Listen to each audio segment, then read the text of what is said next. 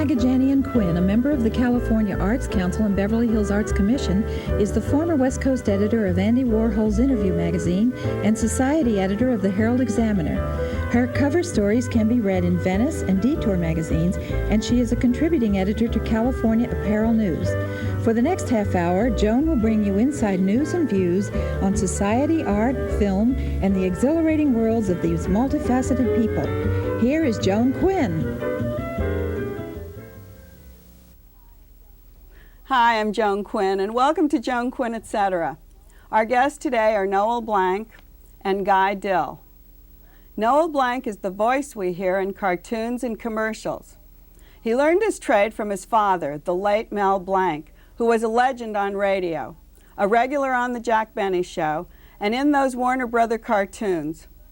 Noel is the current voice of Daffy Duck, Porky Pig, and Bugs Bunny, among many other things that he does. Noel, who was born first, Bugs or you? Almost at the exact same time. Is that right? Yeah, we celebrated our birthdays together. And this was, and I think Bugs just had his 50th, so a couple of years ago or a year and a half ago. It was almost month by month. Was he going through the same process your mother was going through? Was your father going through that process? Yeah, absolutely. And how did he come up with Bugs? Well, he saw a little picture of a rabbit that they showed him. And they said, this little rabbit is a tough kid from the Bronx or Brooklyn. So he combined the two voices together and got the "What's up, Doc?" that sound, you know, that only he had. A lot of us have tried to imitate him, and a lot of us do try to get close, but nobody really had that has that great sound. Was he doing TV and film at the same time? Is that why they asked him to do Bugs Bunny, or did he just think that's what I want to do? No, he was in radio for many, many years before that. In fact, my mom and he started radio together in Portland, Oregon in the Crystal Set days. And then they came down to Los Angeles and he looked for a job and he banged on studio doors. Finally, Warner Brothers, after a year and a half, let him in. And he says, "I can do voices, watch." And they had a whole troupe of people. And they said, well, try, first it was Porky Pig. You know, it talks like that. But then they had Bugs Bunny, and they showed what's going to happen in the cartoon. And he came up with a voice. Oh, so they already had Bugs Bunny. They had a drawing of it. They had a, and he... And he decided, well, he saw the teeth. So the first voice he did, it sounded like this. Bugs had buck teeth, but then they couldn't understand what he was talking about. So he put the teeth back in it, gave him a twang, and came up with that voice, Doc. And it's been 50 years. They're still using 50, it. 52 years. Oh, yeah. About 99% of the Bugs Bunny things you see are his voice. Recently, myself, Greg Burson, a few other people are doing the different voices. But generally, 99% of the things you see on television are his voice. He did go into TV then. Was he on the Jack Benny Show on TV as well? Yeah, when they moved over to television, he took all the characters, the parrot, the French violin teacher, Professor LeBlanc, the train caller. Remember the train caller? Train leaving on track 5. And they used Anaheim, Azusa, and Cucamonga. Right, so did he create that? Oh, yeah. And did his face appeared on the screen while he was doing well, these? Not on the train caller, but on Professor LeBlanc. And of course, when he was doing the parrot appeared on the scrreen. Yeah. But he played a lot of, remember the C-Psy routine? Your name is... Do it. Yes, he says, what's your name? He says, Psy. Jack would say, Psy, C. Oh, right. He says, what does your sister do? So, C. So it was a whole routine of so's and C's. Yeah. And they did they had a long relationship, didn't they? Yeah, about 40 years. He started in radio with Jack in the 30s and then went all the way into the 60s. That was extraordinary. And you had an extraordinary childhood because you were raised around these people. Jack Benny used to spend a month or a month and a half with us up at Big Bear all the time. In fact, his daughter learned how to water ski at our cabin and taught me how to water ski when I was like 8 years old, 5 years old. And we even got Jack up on skis. Is that right? Barely. Do you have pictures of any of that, do you? Yeah. Oh, yeah. When I was looking at your bio and thinking about the voice and the way you were able to do the voice, I thought about your bar mitzvah and all the famous people who were probably there. Yeah, it was a funny bar mitzvah because, of course, Jack Benny was there and all the Jack Benny crew, Phil Harris, Rochester, Don Wilson, Dennis Day. Then all the Warner Brothers people were there. then all the radio people, you know, he was doing at one time 18 radio shows, Abbott and Costello and Dagwood and Blondie, and not only Jack Benny, but his own show. And I didn't know Bob that. Hope, and oh yeah, a lot of shows he was doing. So they were all there. It was some bar mitzvah. All I remember is shaking hands until it fell off, and then I went home, and they stayed until 4 in the morning. Did your father wait until your voice changed at that coming of age to start teaching you how to do these voices? Well, you know, I would drive him nuts. I'd sit on his knee when I was a kid, and I'd take the Sunday papers. And not only would he have to do Bugs and Porky and Daffy, all the ones that he did do, but I'd make him do Dick Tracy or Prince Valiant or the Katzenjammer Kids. So I drove him crazy. So I listened to his voice all the time. Then it wasn't until I started directing him maybe 25 years ago and realized that I could do some of the voices, and he realized, he says, you know, you can do my voice exactly. I said, no, you think it is, but I can hear it. It's not really exactly. Oh. That's where I really picked it up. So there wasn't a technique that you had to do something like that. It was simply an inheritance, basically, of the same kind of voice box. That's what I would think. But then when you say there's so many other people who are able to emulate well, there isn't. it. Actually, the only other, this Greg Burson, I think, does a wonderful Bugs Bunny. There are certain people that have not been able to do, for instance, an exact replica of his Pepe Le Pew, the French Skunk, or Foghorn Leghorn, or Yosemite Sam, because these basically were his own voice. And they were very, very difficult to achieve. Also, the stuttering on Porky Pig was really not easy to do, because you had to know Mel to understand how he thought as Porky Pig. Can you copyright something like that? No, Is that? no. Only in France, I think they have La Plage is an act in France where you can copyright a voice. But Warner Brothers basically owns all the characters and basically owned all the voices. Oh, so it's not, you don't own your own No, of voice? course not. Oh, I see. No, Warner's, those are Warner Brothers characters. I see, I see. I can't sit here and say I'm Porky Pig and start doing Porky. That's Warner Brothers. Did you think of using your voice as you started growing up and Never really did. I sang a few songs in the 60s as a singer. I don't remember that. And I never really thought of using it for cartoons. I'll tell you, Mel was so unique, or so incredible.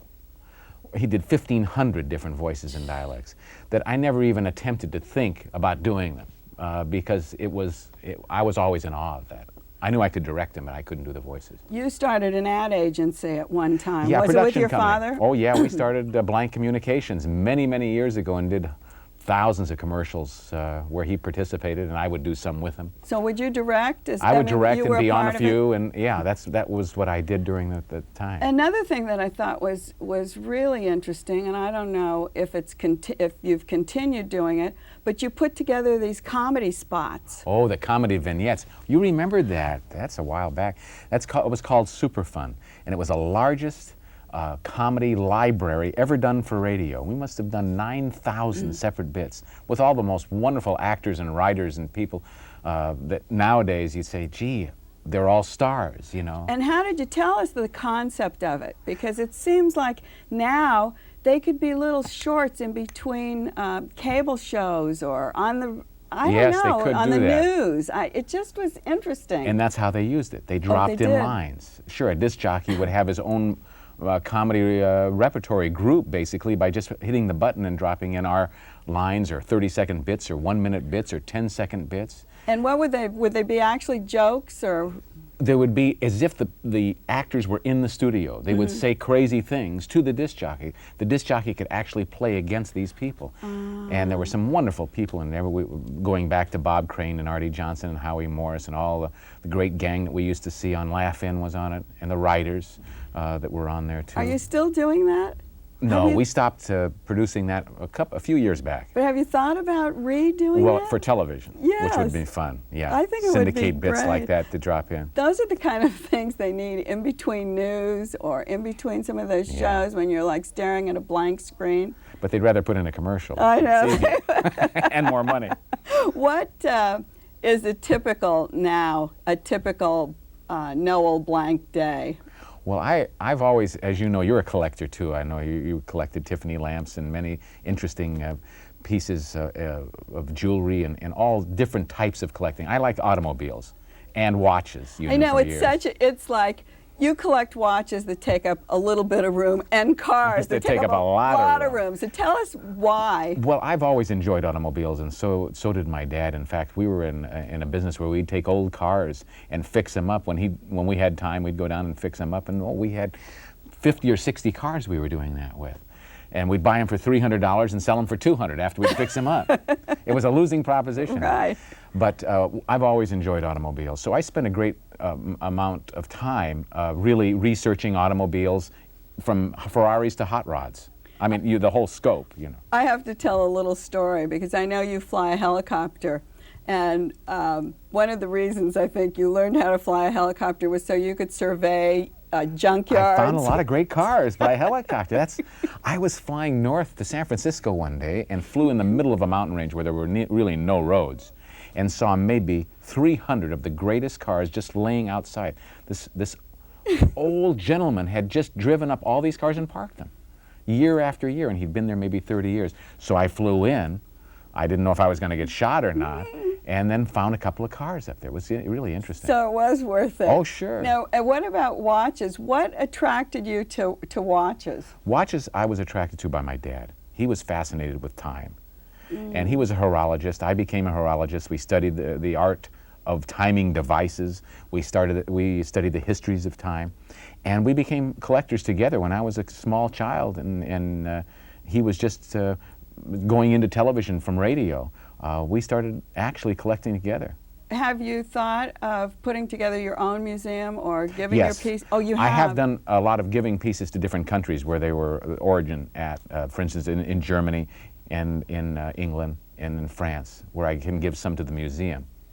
Yeah. So tell us, that's part of your day, collecting. I know you work out.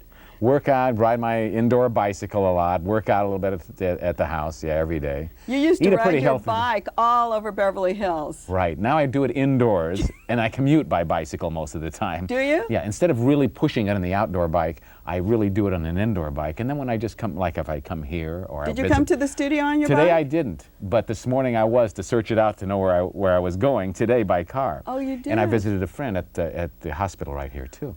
But I usually commute within a 3-mile area, always on bicycle. Very environmentally correct. Well, it's very difficult to find a parking space in Beverly Hills. Well, for 22 years, I never found one. You're close enough to take your bike or to walk. Yes.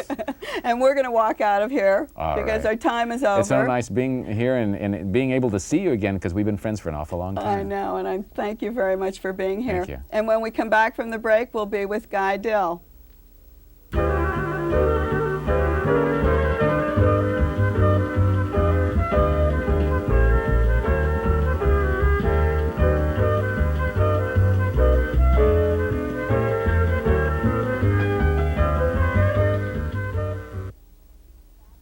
Hi, I'm Joan Quinn, and we're back with sculptor Guy Dill. Guy was born in Florida in 1946. He received his Bachelor of Fine Arts from Chouinard Art Institute in 1970. And he's had one-man exhibits in galleries across the United States every year since his graduation. His work is represented in museums as well as public collections here and abroad. And Guy, hi. Hi, Joan. Tell us how you describe your work. I usually have someone else describe it. I like the work to describe itself, and I think that's my job. It's hard, though, when people look at things. They think, I've heard people say that your work is very constructionist. Would you say that? There's a whole lot of terms and a lot of dry information, but in one sense it's pertinent because it does lock it into some historical precedents. I think the latest one, it's been called a neo-constructivist, cubo-futurist type of underpinnings. And there's an article coming out next month that will hopefully clarify some of those terms. But what do those mean to you? Do they mean anything? All they are history taps. the constructivists in the 20s and the cubists in the 30s and so forth, and it's an art historian's way of cueing. Letting people understand a little bit about what you do to tie it back to someone else, is that it, more or less? I think it's nervous art historians trying to prove that they really do have a place on the earth, and they have to qualify their existence. Well, as long as we're talking about that, we've also looked at your work and been told that it's very architectural. So let's not forget to throw that in. No, that's true. The architectonic part of it is the basics of it. I mean, it has more to do with that than anything else. Did you ever go to architecture school, or did you study architecture? No, just by doing, having to, out of necessity, designing lofts to have studios in, and then eventually I've built several buildings. What about the use of materials? Does that also tap into what art historians say? Does that have something to do with your work? Anytime any material is used, it's always considered to be the issue at hand. Because I'm not painting, every other choice besides paint on canvas has some kind of relevance. And whether I was working with cardboard, which I used it for its lightness and its fleshy quality, to using white marble for its purity and its exactness of it replicates itself perfectly, or painting steel black so that there's no issue of surface. Every material has a reason. It's there for some particular reason. Well, does the material speak for you, or does the piece speak and then the material comes into play? Does a piece of marble say this piece of marble is what Guy is talking about, or do you say this piece of sculpture needs marble? I mean, how does it come about? Okay, I think three-dimensionally, and I don't draw things first, I draw things second. I can draw anything I can see, but I think in parts that are objects almost. So I work from a palette of shapes. So there's rectangles and circles and a whole compendium of kinds of shapes that I've massaged over the years that I put together. It takes a while before the material begins to speak. So something like this is rectangle, circle. Describe it, and black.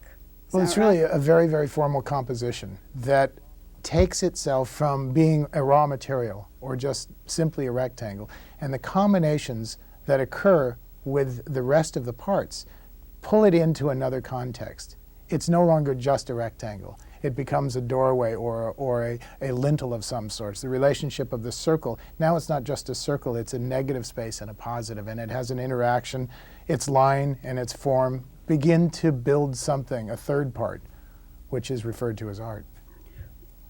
Would something like this be done in different kinds of material, this particular piece, or was this just done for the black finish? This one was actually done for a finish that David Smith perfected, which was linseed oil and turpentine, and it let some of the steel show through. At the same time, it kept it from rusting too seriously because the disc itself needed to be very dark and solemn and almost fall away. What year was that? I believe it's 1990.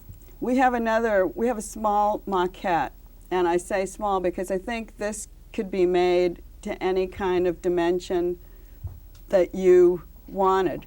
Can you explain this piece for us? Yeah, this was a work that I was basically given a site, and how are you going to deal with that site? And at this time, the Black Anus series, which deals with these portals and openings, incorporate a stone or an object or a shape inside of them. And really the difficult part was not so much getting this one larger, it was actually getting to this one from this one. This is pretty small. Let's see if I can hold it right next to it. And the idea of making a model or something it started at this size. It did. And then went to a larger maquette. Only because my client needed to see what it would look like. So I don't make maquettes, really. What I try to do is make small sculpture that describes the possibility. And within that, you can imagine yourself looking up at that piece because of the steps and other visual clues. This piece has already been realized, the piece here. Now, we're going to show how it's been realized from this small picture, and maybe you can describe this a little bit while we're putting it on the camera. The overall height of the piece is 20 feet, It's 16 feet wide at the base and about 8 feet deep. The white marble, which comes from Marble, Colorado, is 6 tons that I had quarried in Colorado and shipped to my studio, and then I finished it there, and then we shipped it to Las Vegas to install. And is this piece realized in Las Vegas? It's in Las Vegas on Howard Hughes Parkway. Yes, So it's a it's permanent out? installation. Out in the street? Yeah. People can drive around Yeah, it and see it? yeah. What kind of reactions have you gotten to it? Well, the interesting part about my work is that people internalize the work more than they do literally discuss it. And it's always been that way because most of the elements in there are something that's so intrinsic to the way we respond to architecture and forms and shapes that it's really a viewable kind of thing. I don't know that I know of any dialogue that's come back that's identifiable. The thing with public sculpture, I think, is people hate to be confronted. They feel like you've taken something that's theirs, you're driving by it all the time, and you've taken some strip that's theirs and put something on it, and they don't like that. Do you know of any way that you can we can teach the public to accept these kind of things? Well, I don't think you can teach them to accept it, but I think you need to continue teaching the public. And by putting these objects there, by people who are professionals at doing it, we're exposing that other language. Unlike a book or a movie, these don't go away. They stay there, and therefore we have to confront those systems every day. And I think the more art equals more teaching. The thing that happens is, say, if you were putting the piece in Las Vegas, would you go in and talk to the community or have some kind of public relations ahead of time or warn them that something is coming? It's been tried. I did a talk at the National Gallery on that subject, which had to do with the GSA Art and Architecture program, putting monumental works throughout the United States by American artists. Each and every one of them had the most terrible response. Every city, they were up in arms. They were literally making effigies and burning these sculptures. I had the same thing happen to me in Huron, South Dakota, which is a wheat and beef town of 15,000. I had to go back in. The federal government decided they needed to have me go back in, do a radio show, do a talk show, and meet the town in person. I met the entire town in one night. By the end of my lectures and talks and introducing who I am and what the sculpture is, I made a lot of friends. In fact, the man who had raised signatures to have the work removed pays personally to have it repainted every year after the storms. I think that's so important, and I think that is what happens. I think there's so much public relations, really, that has to go along with it, because if they hear a person who's professional, who comes in and talks to them, and you explain what it's about, I think the public is more apt to be open-minded. It's not saying that they have to accept it or that they love it, but they're more open-minded about it. Well, it's a threatening act to put something that out of their context into their life, and they're frightened, and it's understandable. One thing you talked about this huge piece of marble coming into your studio. Is your studio large enough to hold these massive things, and if not, what do you do with them? Well, it is large enough. I constructed it so that it's basically built around a very minimal courtyard, which is minimal by its concrete floors and the buildings surround it, so I have no limit on height, and inside it's very high, and tools, trucks, things can be moved in and out. This is a studio shot that we were just showing. Right. This is the top of that sculpture that I always do everything in the studio to see what it feels like on a very intimate level first, so that I can get to understand it, and that dialogue comes that you were talking about. So it isn't that something is too big and that it won't fit in your studio. You make sure that it does? No, it's happened before where I have not even been able to touch the work. It's so big and so incredibly heavy or long that we go from where it's fabricated to the site. Going back to the point of the work being architectural, cubistic, working on different planes, reminds me a lot of set decoration. Have you done any set decoration? I'm waiting for the invitation. Oh, you haven't done it yet. I think it would be really a step involved in what you're doing. Well, I was invited, and I did design some sets, and the show never quite went on the road, and it was quite interesting. It was sets for for a chamber music group. Ah, really? Yes. See, there's all different kinds of ways these things work, and it's just wonderful that the two cultural aspects can blend. And I always think it's important for artists to work with musicians or... Well, I like the way they bump up against each other and create a tension. It's like very good public art and very good architecture have a kind of tension that exists all the time. They never quite mesh, and the art remains the art, the architecture the architecture. And I think good set design establishes different disciplines and allows them to maintain themselves. You've gotten a lot of awards. You spoke about giving a lecture at the National Gallery. You've received 2 NEA awards, fellowships. Did those come in the form of money? Or Yes, oh, they were straight money, yes. And were they given to do a certain thing, or? Well, the nice thing about the NEA is that they give the money with no strings. And they assume that if you're an artist, that's your passion and your obsession, and that somehow, or rather, that money is going to go to keep you either alive to do your art or move your art further in some way. With one of my grants, I bought a truck, a pickup truck, the most valuable tool a sculptor could have. I see.